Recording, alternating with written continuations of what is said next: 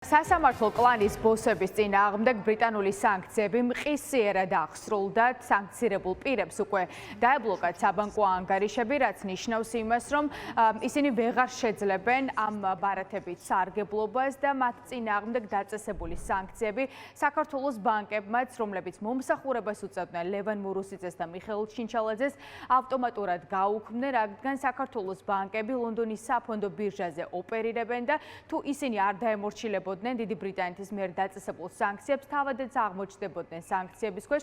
შესაბამისად, სანქციების დაწესებიდან მყისიერად აღსრულეს საქართველოს ბანკებმა ლევან მურუსიძის და მიხეილ ჩინჩალაძის წინააღმდეგ დაწესებული სანქციები.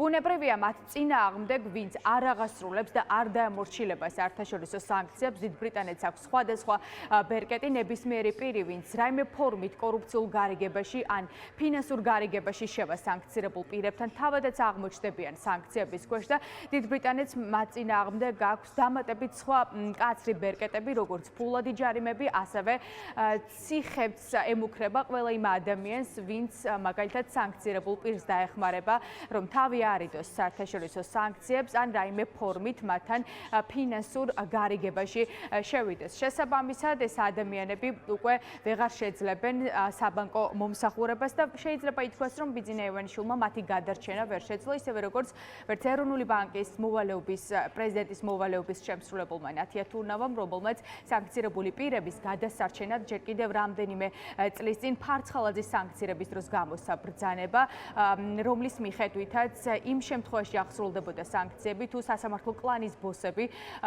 დაადგენდნენ, რომ ამ პირების წინააღმდეგ სამართლიანად დაწესდა სანქციები. ახლა უკვე სასამართლო კლანის ბოსები თავად არიან ამერიკის და ბრიტანეთის მიერ სანქცირებულთა სიაში. რაც შეეხება უშუალო დასაბუთების დოკუმენტს, ჩვენ აქ უფრო ვრცლად წავიკითხეთ კონკრეტულად რის გამო დაუწესა ბრიტანეთის საგარეო საქმეთა სამინისტრომ სანქციები სასამართლო კლანის ბოსებს. დასაბუთების დოკუმენტში მურუსიძე ჩინჩალაძის კლანი სასამართლო კლანად არის მოხსენიებული და ეს არის დასტური იმისა, რომ დიდი ბრიტანეთისთვის დღეს სასამართლოს პოლიტიკურ მოსამართლეთა ჯგუფი მართავს, ასე წერია დოკუმენტში და ასევე ნათქვამია, რომ ქართული ოცნების პარტიის სასარგებლოდ იღებდნენ ეს მოსამართლეები გადაწყვეტილებას და იყვნენ სხვადასხვა ფორმით კორუფციაში ჩაბმული. შეიძლება ითქვას, რომ არც ქართული ოცნება არის მოხსენიებული საქართველოს ხელისუფლებად, რაც ასევე ნიშნავს იმას, რომ ქართული ოცნების პარტიას დიდი ბრიტანეთი სავარაუდოდ საქართველოს ლეგიტიმურ ხელისუფლებად არ აღიარებს. ბრიტანეთის საგარეო საქმეთა მინისტრმა დეივიდ ლემმა კი, ვინც დააწესა აღნიშნული სანქციები და გამოსცა ეს ბრძანება, პირდაპირ ამბობს, რომ ისინი იბრძოლებენ იმ ადამიანების წინააღმდეგ და განსაკუთრებით რუსეთის წინააღმდეგ, რომლებიც ასე ვთქვათ, ცდილობენ გაავრცელონ რუსული გავლენები საქართველოში და დიდი ბრიტანეთის ყველა პარტნიორ სახელმწიფოში. ეს სანქციები მკაფიო მესიჯს აგზავნის, ჩვენ გულგრილი არ დავრჩებით, რადგან რუსეთი ძირს უთხრის დემოკრატიას და კანონის უზენაესობას. საფრთხეს უქმნის იმ ქვეყნების ეროვნულ უსაფრთხოებას, რომლებსაც ჩვენ მეგობრებად და პარტნიორებად მივიჩნევთ.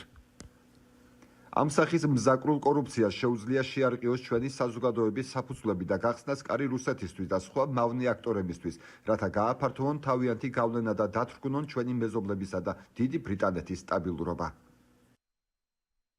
დღევანდელი სანქციების სამიზნეა კორუმპირებული ჩინოვნიკები და პროკურორები საქართველოსა და გვატემალაში, რომლებიც არღვევენ დემოკრატიულ მმართველობას და ძირს უთხრის სასამართლოს მიუკერძოებლობას თავიანთი უფლებამოსილების ბოროტად გამოყენების გზით. საქართველოში ეს მოიცავს სასამართლო კლანის ლიდერებს, პარტიულ პოლიტიკურ მოსამართლეთა ჯგუფს, რომლებიც ბოროტად იყენებენ თავიანთ თანამდებობას სასამართლო გადაწყვეტილებებზე ზემოქმედების მიზნით და ძირს უთხრის კანონის უზენაესობას ქართული ოცნების პარტიის სასარგებლოდ და მათი კონტროლის ქვეშ საქართველოს სასამართლო სისტემაზე.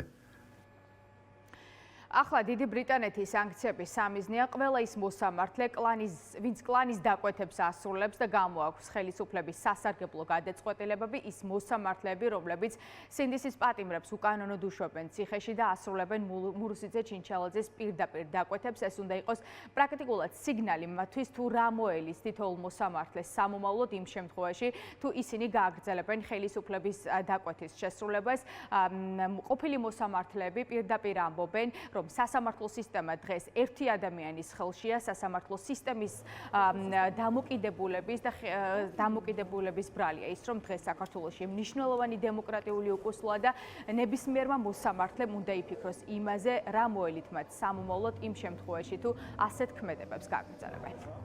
როდესაც სისტემურ კორუფციაზე საუბარი, ჩვენ ყოველთვის ვამბობთ ხოლმე, რომ კორუფცია არ არის მხოლოდ ფულის აღება.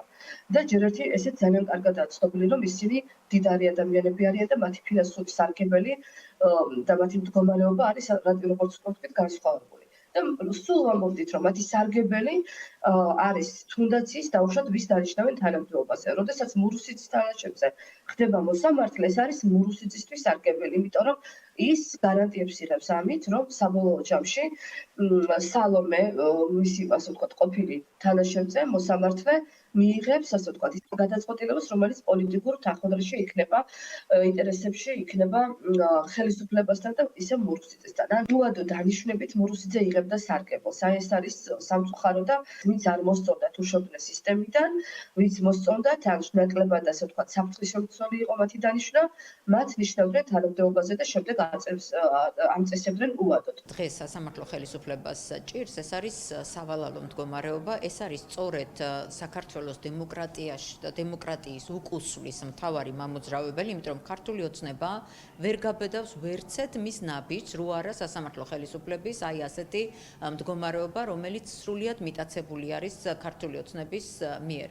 აქედან გამომდინარე, რაც არ უნდა თქვას, ეხლა მურუსიძემ და რითაც არ უნდა გაიმხნევოს საკუთარი თავი და ქართულმა ოცნებამ აქედან არ ამხნევოს, მან უნდა იცოდეს, რომ ის რაც ქვეყანაში ხდება დღეს არის სწორედ სასამართლო ხელისუფლების პრობლემა. ეს არის იმ პროტესტის და იმ ქართველი ხალხის დამსახურება, რომელიც არ წყვეტს პროტესტს უკვე მერამდენე დღეა. მურუსიძე და ჩინჩალაძე დიდმა ბრიტანეთმა განსაკუთრებით მძიმე დამნაშავეებთან ერთად დაასანქცია 13 პირის წინააღმდეგ გამოსვა სასანქციო პაკეტი. დიდი ბრიტანეთის მთავრობამ ყველა კორუმპირებული ჩინოვნიკები არიან, მოსამართლეები, ყოფილი პრეზიდენტები და ასე ვთქვათ, სხვა პირები, ჩინოვნიკები, რომლებიც იყვნენ მნიშვნელოვნად დიდ კორუფციაში ჩართულები და რომლებიც ძირს უთხრიდნენ დემოკრატიას საკუთარ ქვეყნებში. სწორედ ამ ადამიანების გვერდით დღეს მურუსიძე და ჩინჩალაძე, რომლებიც არიან იარაღი ქართული ოცნებისთვის, რომ სასამართლო სისტემა მათი ინტერესების სასარგებლოდ გამოიყენა.